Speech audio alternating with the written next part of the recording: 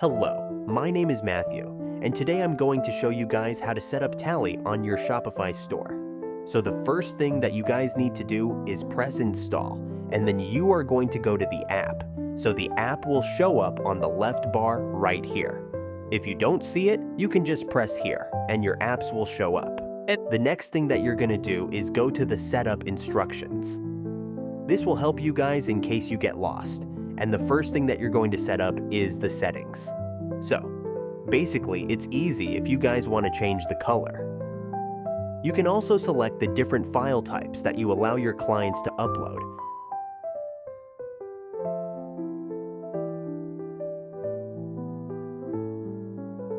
The days to fulfill.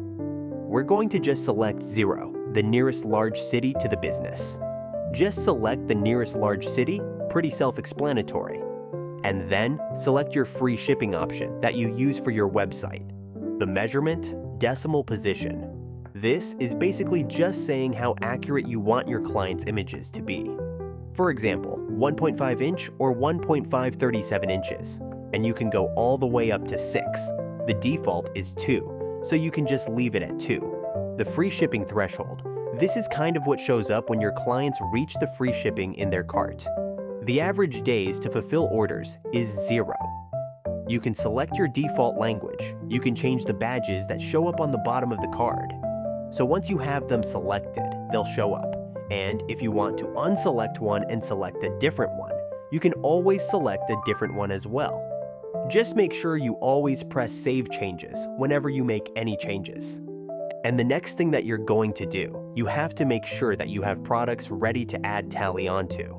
But you're going to go to Item Filtration, and you can show Tally on all products, on only some products, on separate collections. You can filter, and you can also do conditional statements. We're going to just do Show Tally on these products, since it's the easiest. You can search your products, or you can just select which ones you want it to show up on. And then you are going to go to Item Settings. Item Settings basically allows you to set certain specifications for each different product that you're adding Tally to. So for example, posters, DTF prints, sublimations. They're all different, so they all use different printers, and they all use different substrates and sizes. So for a poster product, you would have something like if you had a 64-inch printer and you had a 1-inch margin on each side, your maximum print size would be 62 inches. If you had a DTF print printer, the standard size is around 24 inches, so you would say 22.5. And then there's a couple of different setup items that you want to pay attention to in here. For DTF products, you definitely want to have the automatic gang sheeting enabled, and you can specify the maximum gang sheet width. You can select a minimum quantity. You can select the measurement unit that you want to use. I recommend sticking with inch, so you can charge by inch. The DPI, this is basically what you want to have, so that when a client's image is lower than that threshold, it will show them that that's not a high quality image and that it's not recommended. So make sure that is around 150, that's my recommendation. The price per unit, this is very important because you set this independently based on the printing type that you're using Tally for. So, for example, $5, or sorry, I think it's $5 a square foot is like 0.0457, something like that. And you can test that down below, and I'll kind of show you how to do that. The enable optional checkout fee, so you can enable or disable. If you want to charge your clients for cutting, you can just say pre-cut images plus 0.3 an image, and then you always just press Save Changes. Whenever you're doing anything on this page, if you're changing anything, save changes. The next thing that you want to do is, by default, each product comes with the size table automatically enabled. If you want to disable it, you can always just click here. Just make sure that you press Save Table. You can also add items inside of here, or you can also remove certain categories. So for example, say you didn't want female shirts to show up. You can just have male shirts show up. And you can change all these as well, and they have the different placements to kind of allow your client to see what is the best size for that placement. The other thing that you can do is you can always add a new item. So for example, say we were doing mugs for sublimation. You can just say one size placement front or back, and then you can just say, okay, that's gonna be 2.5 inches. So this is always going to be the width. If you have multiple sizes, you're always going to do separated by comma. So if you were to do a small, medium, large, and then you could do 2.5, 3 inches, and then 3.5. And then you just add the item. And so whenever they want to have a size suggestion for a mug, all they do is select small, medium, or large. And then it will change their image to 2.5 inches wide for small, 3 inches wide for medium, and for large, 3.5 inches wide. And so you can kind of adjust that how you need. Just make sure that you're always pressing Save Table when you're done. The discount table generator. So this is kind of how I like to estimate how much I'm charging per square foot. Because you can come in here and you can basically create discounts for each item based on the cart value. So this is really cool because you give your clients price breaks for certain printing types. So, for example, say they have a cart value over $10, you give them a 10% discount. For a $20 cart, you give them a 20% discount. For a $30 cart value, you give them 30, you know? And then you press Generate Discount Table. The next thing that you want to do. So this is how I'm kind of estimating my price per square inch. So you can see here, it's about $7 a square foot. And I can see that 12 by 12, I'm estimating it to be $7 a square foot. To get it down to 5, what you do is you just come down here and you just lower it a little bit. So about 2 cents a square inch.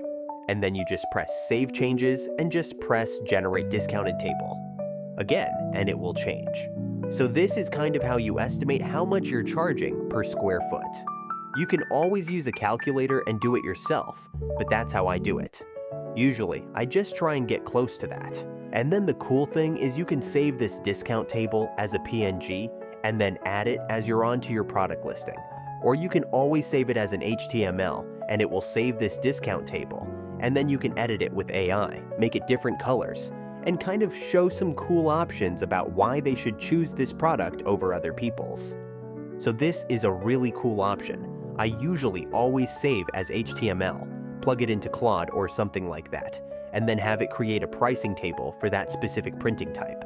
And then just make sure that whenever you're done, you press Save Changes. These are all independent. So whenever you're making a change on any one of these, just make sure that you're pressing Save Changes so that it reflects correctly inside of the product.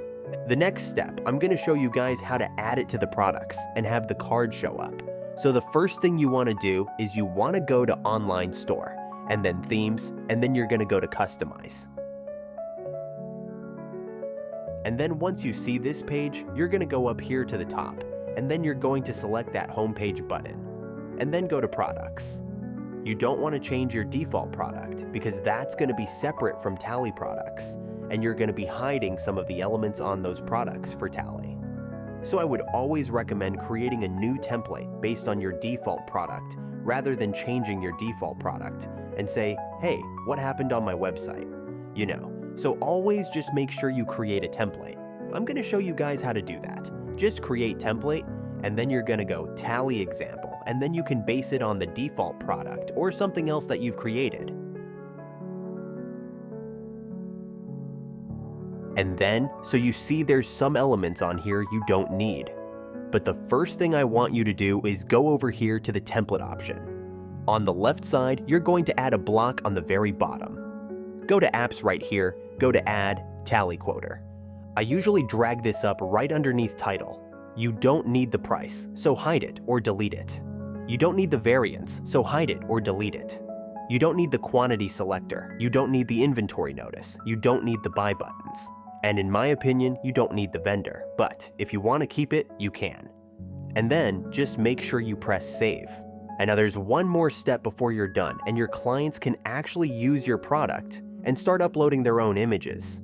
You need to go back to the products that you plan to add Tally to, and you need to individually add that template that you created to each one. So right now, every one of your newly created products are going to go to the default. So just make sure that you're changing it to the one that you just created, the Tally example, and press Save. And then you're done. Your clients can now upload using Tally, and it's really simple. If you have any questions, let me know. I hope this video was informative for you, and if you have questions, reach out to me, and I hope you have a great day.